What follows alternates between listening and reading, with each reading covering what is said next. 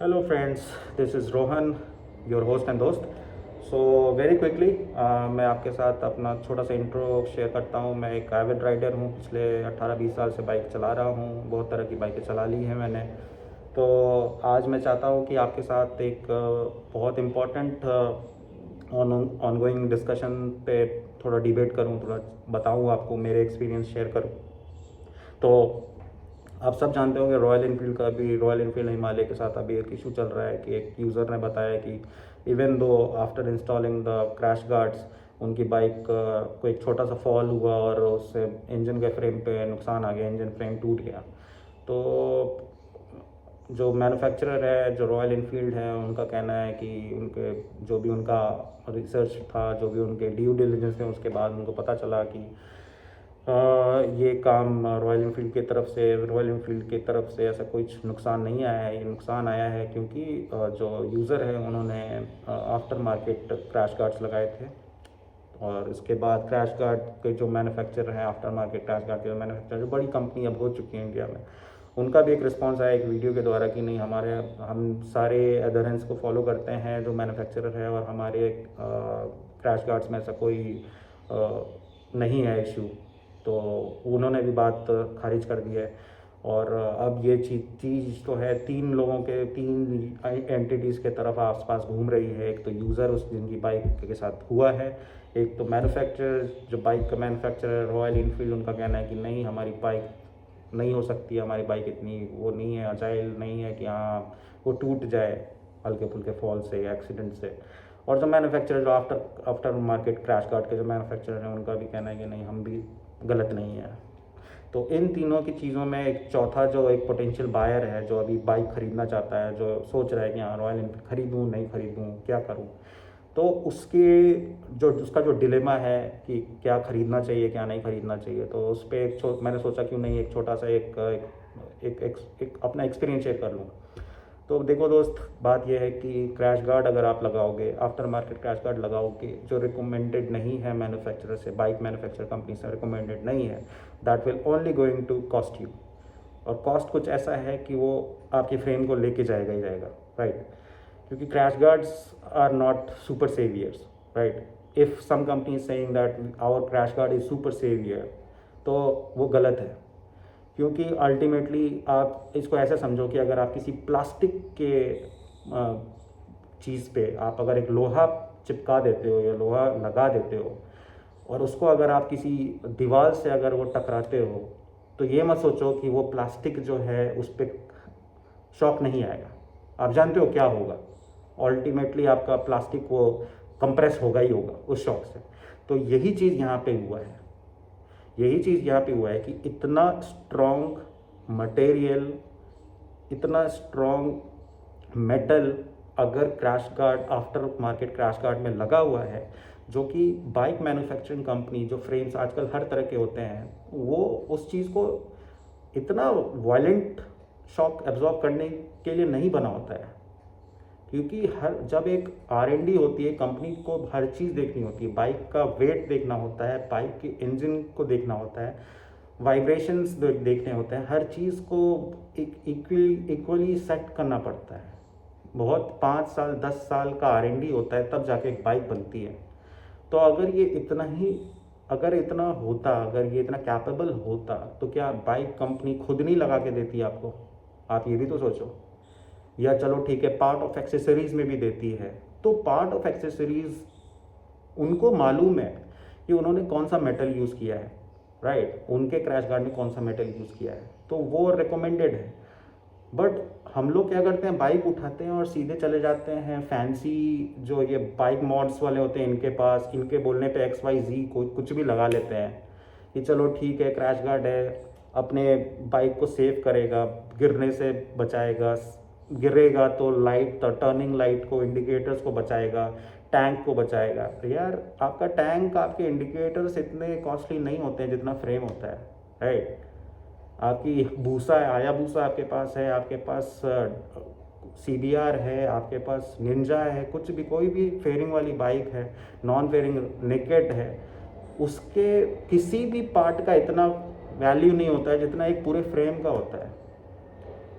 आप ट्रायम्फ जाओ ट्रायम्फ में देखो, वो पार्ट ऑफ एक्सेसरी में उनके स्लाइडर्स आते हैं, बहुत अच्छे होते हैं, आप वो लगाओ, थोड़ा महंगा होता है, 25-30 हज़ार का होता है, तो थोड़ा रुक के लगाओ। लेकिन दूसरे ब्रांड्स में, आफ्टर मार्केट ब्रांड्स में जाना और बिना, वो भी जो कि रिकमेंडेड नहीं है, OEM है तो लगाओ, नहीं है तो क्यों लगा रहे हो आप, राइट। देखो सिंपल सी बात है, crash guard are not meant, इसको कंफ्यूज मत करो आप, ऐसे इसको ऐसे समझो कि बाइक जो होते हैं ना वो बुलेट प्रूफ नहीं होते हैं, टैंक नहीं होते हैं, बाइक बाइक होता है यार, ठीक है। हम अगर, अब मैं बता रहा हूँ, मेरे पास 230 किलो का बाइक है, स्पीड ट्रिपल है, तो यार मैं उस बाइक को अगर ये देखूँ कि हाँ इतना वेट है तो ये चीज़ों को झेल लेगा, तो ऐसा नहीं है, नहीं झेलते हैं। आप 300 किलो का भूसा भी उठा लो, वो भी नहीं झेल पाएगा। तो बाइक बाइक की तरह रखो, उसको इतना हैवी मत बना दो आप। तो ये सारी चीज़ें हैं कि जो रिकमेंडेड पार्ट ऑफ एक्सेसरीज है आप उसको यूज़ करो, आप नॉन रिकमेंडेड चीज़ को यूज़ मत करो।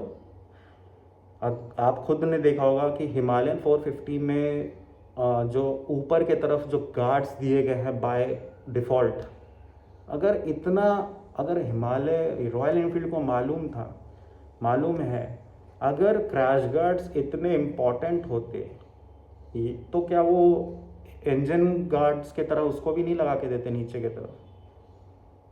उनको मालूम है क्या चीज़ चल सकता है, क्या नहीं चल सकता है। तो हर चीज़ आप आफ्टर मार्केट जाके कंपनी को ब्लेम नहीं कर सकते हो, राइट। जो चीज़ रिकमेंडेड नहीं है वो चीज़ मत करो, आपकी बाइक हमेशा सेफ रहेगी। ये मत सोचो कि हाँ ये गिरेगा तो ऐसा हो जाएगा वैसा हो जाएगा, कोशिश करो बचाने की, और नहीं गिरता है, फिर भी गिरता है, पार्किंग में गिरता है, खड़े खड़े गिरता है, तो वो डैमेज, वो स्क्रैच इतने बड़े नहीं होते हैं, राइट। अगर इतना आप इसको ऐसे समझो कि मोटो जीपी की जो रेस होती है, मोटो जीपी रेसर्स जो होते हैं, वो अपनी बाइक पे क्रैश गार्ड लगा के घूम सकते थे यार, रेस करते हैं, बाइक गिरती है, वो भी कर सकते हैं, वो भी जानते हैं बाइक गिरती है उनकी ख़त्म हो जाती है, क्योंकि वो बनी है इतना ही शौक है लेने के लिए। अब उनमें अगर आप क्रैश गार्ड वो भी लगा कर वापस उनकी बाइक वो रेस करे, वो गिरे, क्रैश गार्ड्स लगी हुई है, बाइक वापस उठाएं, रेस कर सकते हैं कंटिन्यू, नहीं हो करते हैं ना। कुछ तो इंजीनियरिंग है इसके पीछे, क्योंकि एक सर्टेन लिमिट तक ही एब्जॉर्ब कर पाता है कोई भी, जो कहते हैं ना, एक जिसको आप समझो, इंजीनियरिंग में एक टर्म है लेवरेज। तो लेवरेज क्या होता है कि मान लो आप एक लंबा सा, मान लो आप एक कोई दरवाजे को खोलने के लिए आप कोई आयरन का रॉड लेकर उसको ऐसे टिल्ट करते हो, तो जब आप जो फोर्स लगाते हो तो अल्टीमेटली क्या होता है, वो जो लेवरेज है ना, वो जो दरवाजे तक जाता है ना, जो दरवाजे का को टेढ़ा करता है, उसको कहते हैं लेवरेज। तो यही चीज़ होता है कि आप अगर किसी आपने फ्रेम पे अगर स्लाइडर्स लगा दिए, उस पर हिट हुआ, वो इतना स्ट्रांग हिट होता है कि वो फ्रेम को करेगा ही तहस नहस, क्योंकि इंजन माउंटिंग पे होता है। वो इंजन माउंटिंग बहुत ही ज़्यादा प्रोन होता है किसी भी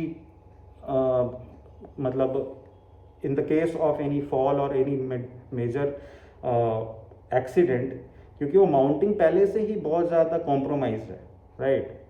अब आप उसमें अगर आपने स्लाइडर्स लगाकर उसको और अगर आपने छेड़ दिया है, तो ultimately that's going to break your frame.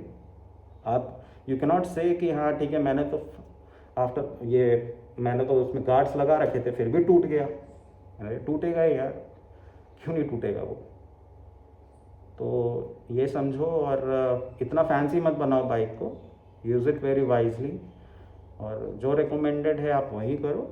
और कुछ भी ऐसा मत सोचो कि हाँ बाइक गिर जाएगी, ये हो जाएगा, वो हो जाएगा। ठीक है, बाइक गिर जाएगी तो गिर जाएगी, स्क्रैच लगेगा तो लगेगा, बट बाइक तो सेफ रहेगी, कम से कम अंदर से तो सेफ रहेगी। बाहर से दिखने से क्या होता है, करवाओ ठीक। आप अगर आप 3 लाख रुपए, 5 लाख, 10 लाख, 20 लाख की बाइक चलाते हो, तो यार एक स्क्रैच को आप रिमूव करवाने के लिए इतना और कर ही सकते हो। अगर आप एक एविड राइडर हो तो कर ही सकते हो आप। तो यही छोटा सा अपडेट था, और इसमें कोई सही या कोई गलत नहीं है, बस गलती हमारी होती है, हम करते हैं गलती कि इन्फ्लुएंसर्स और जो फैंसी चीज़ें जो दिखती हैं हम उनके ऊपर चले जाते हैं, जो हाइप अभी चल रहा है उसके ऊपर चले जाते हैं। Don't do that. तो मिलते हैं नेक्स्ट व्लॉग पे, और आपके साथ मैं फिर कोई अपडेट लेकर आऊँगा, ऐसी इंडस्ट्री में कुछ चलेगी फिर कोई अपडेट लूँगा। आपके कोई सुझाव हो, कोई कमेंट्स हो, आप कोई डिस्कशन चाहते हो तो आप मेरे कमेंट पे रिप्लाई करो, कमेंट करो आप, मैं उस पर ही वीडियो बनाऊँगा और एक हेल्दी डिस्कशन की तरफ चलेंगे हम। और ये कोई पेड वीडियो नहीं है और ना ही कोई मैं रॉयल इनफील्ड का फ़ैन बॉय हूँ। ये बस एक छोटा सा एक्सप्लेनेशन था मेरे एक्सपीरियंस से, जो कि सालों से है। तो मैं भी जानता हूँ बहुत तरह की bike, with crash guard, without crash guard मैंने भी चलाया है। मुझे भी पता है कि हाँ, विथ क्रैश गार्ड जो बाइक मैंने चलाई और विदाउट क्रैश गार्ड चलाई तो उसमें क्या होता है, तो वही मैं आपके साथ शेयर करना चाहता था। तो बस यही है। Thank you, thanks for being on my channel, thanks, see या।